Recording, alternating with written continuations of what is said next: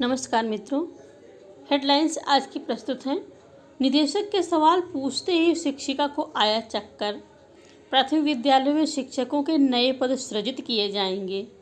प्रेरणा app से हुई फर्जी शिक्षक की पहचान और मुकदमा दर्ज किया गया।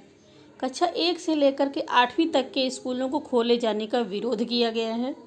राज्य अध्यापक और राज्य मुख्यमंत्री पुरस्कार के लिए शिक्षकों का चयन होगा, फिर उनको सम्मानित किया जाएगा।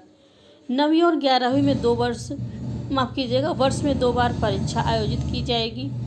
प्राथमिक विद्यालय में बच्चों को विद्यालय में बुलाने हेतु अभिभावकों की सहमति पत्र का प्रारूप है और इस प्रारूप में एक पेज में 10 अभिभावकों की सहमति का उल्लेख करना है।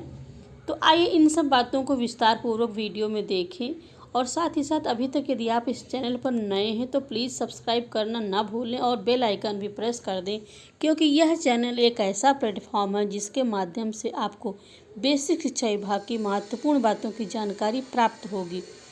तो आइए वीडियो को देखते हैं और पूरी जानकारी के लिए वीडियो में अंत तक बने रहें। निदेशक ने पूछा सवाल, शिक्षिका को आया चक्कर। शासन के निर्देश पर परिषदीय स्कूलों के खुलते ही लखनऊ की टीम ने जिले का दौरा कर स्कूलों की जांच की। निदेशालय के उप निदेशक बेसिक शिक्षा अशोक कुमार शुक्रवार को रामपुर बुजुर्ग फुलवरिया के कस्तूरबा गांधी आवासीय बालिका विद्यालय फुलवरिया के कंपोजिट विद्यालय के साथ ही भटहट में स्थित बीआरसी का निरीक्षण किया। इस दौरान अधिकारी के सवालों के जवाब देने में कुछ शिक्षक बंगले झांकने लगे तो कई शिक्षकों के पसीने छूटने लगे। वहीं कस्तूरबा की छात्रों से जब अधिकारी ने सवाल पूछा तो सही जवाब मिलने पर उन्होंने छात्राओं को शाबाशी दी।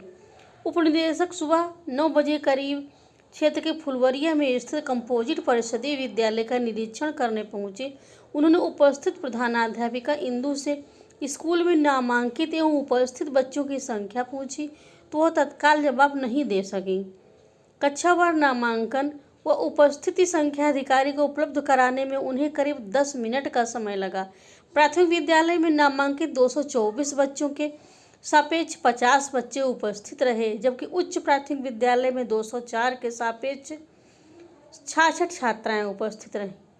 इसके बाद उप निदेशक ने ई पाठशाला के संबंध में जानकारी मांगी तो स्कूल की एक शिक्षिका को चक्कर आने लगा। आनन फानन में अन्य शिक्षकों ने उन्हें बगल के कमरे में बैठाया।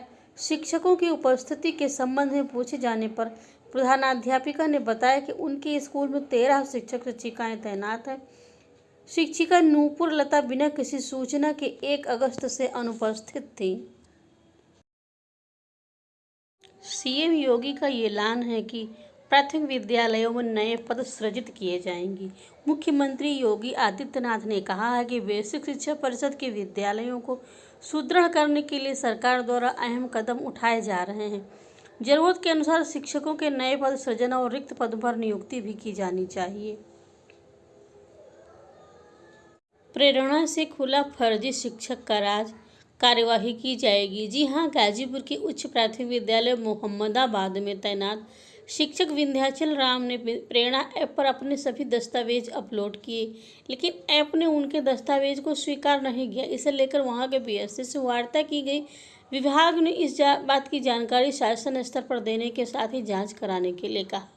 जांच में सामने आया कि इसी नाम व पता का एक अन्य शिक्षक सिद्धार्थनगर की जोगिया ब्लॉक के सबुआ गांव में कार्यरत है। इन दोनों का पैन कार्ड का नंबर भी एक ही है। इसके बाद असली व नकली शिक्षक की पहचान के लिए उच्च स्तरीय जाँच की गई तो सिद्धार्थनगर के शिक्षक फर्जी मिले। बीएससी राजेंद्र सिंह ने कहा कि मामला संज्ञान में है। बीएससी गाजीपुर से पत्राचार व मोबाइल पर वार्ता भी हुई है। जोगिया ब्लॉक में तैनात शिक्षक काफ़ी दिनों से स्कूल नहीं आ रहे हैं। इसके संबंध में शासन को अवगत करा दिया गया है। जल्द ही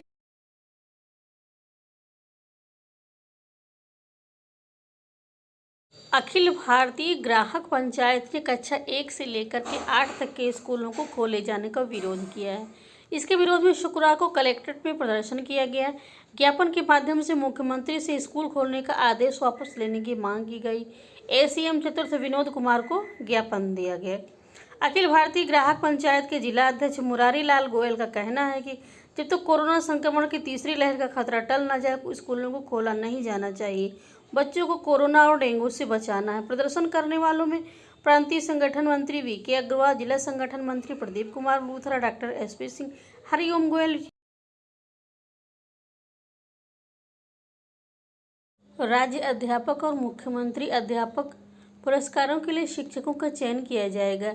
यूपी के 75 जिलों के 75 शिक्षकों को सम्मानित करने के अलावा शिक्षक दिवस पर रविवार को राज्य अध्यापक पुरस्कार 2019 और मुख्यमंत्री अध्यापक पुरस्कार 2019 के लिए चयनित किए गए शिक्षकों, प्रधानाध्यापकों और प्रधानाचार्यों को भी सम्मानित किया जाएगा।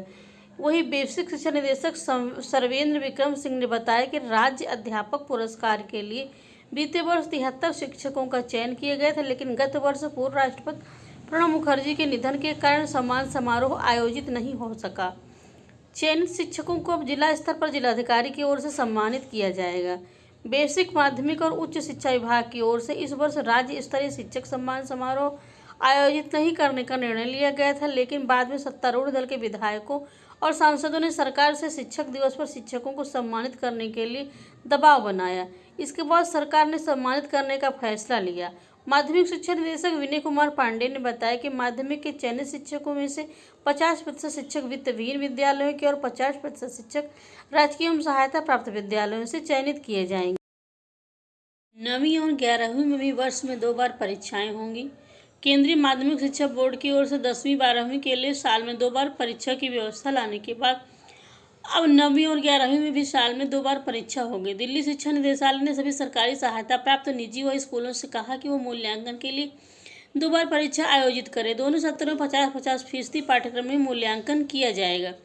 शिक्षा निदेशालय की ओर से स्कूलों को जारी किए गए आदेश में कहा गया कि शैक्षणिक सत्र 21-22 में इसको 2 सत्र में बांटा जाएगा। पहले सत्र में मध्यावधि परीक्षा और दूसरे सत्र में वार्षिक परीक्षा होगी। दोनों सत्रों के लिए पाठ्यक्रम 50-50% होगा। पहले सत्र की परीक्षा अक्टूबर और नवंबर में बहुविकल्पीय प्रश्नों पर आधारित होगी। इसमें केस आधारित भी होंगे। परीक्षा की अवधि 90 मिनट की होगी।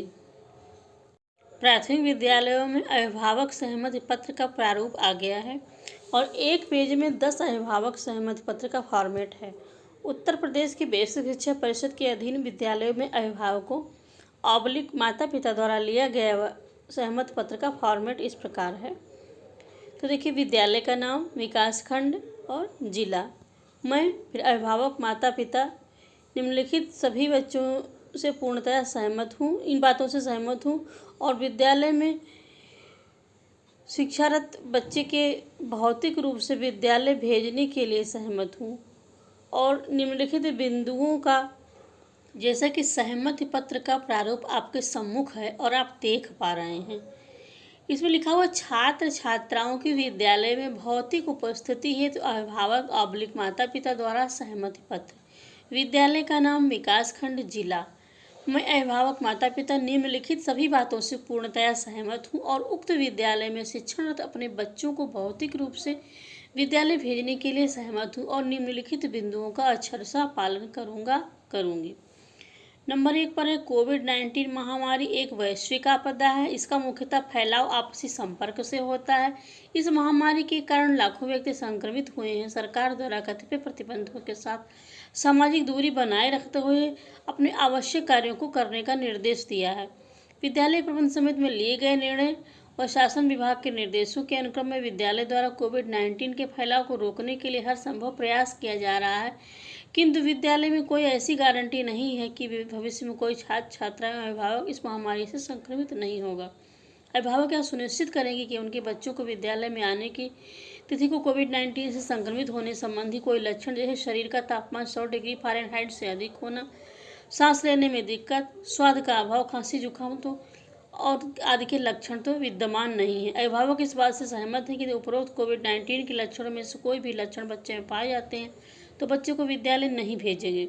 इसके साथ ही अभिभावकों को ये भी अवगत कराया जाता है कि विद्यालय में बच्चे को भेजना पूरी तरह से स्वैच्छिक है। विद्यालय में बच्चे को भेजने से उसको अथवा उसके परिवार के सदस्यों को या उसके मित्रों को कोविड-19 का संक्रमण होता है तो इस संबंध में विद्यालय की कोई भी जिम्मेदारी नहीं होगी। इसके साथ ही अभिभावकों द्वारा संबंधित बच्चों की पूर्व में संक्रमण के संबंध में कोई तथ्य गोपन किया गया संबंधित अभिभावक ही उसके लिए जिम्मेदार होंगे। उपरोक्त बिंदुओं पर सहमत होने के उपरांत ही निम्नलिखित सहमत तालिका में अपने बच्चों को भौतिक रूप से विद्यालय में शिक्षण हेतु भेजने पर अपनी सहमति स्वेच्छा से दे रहे हैं। क्रम संख्या, छात्र छात्रा का नाम, कक्षा, माता पिता अभिभावक का नाम, छात्र छात्रा से संबंध, पता, दिनांक हो, शासन और सहमत प्रदाता हस्ताक्षर। तो ये इसका प्रारूप है और इसमें सारे कॉलम बने हुए हैं। तो इस प्रकार ये कॉलम जो है कंप्लीट करना है।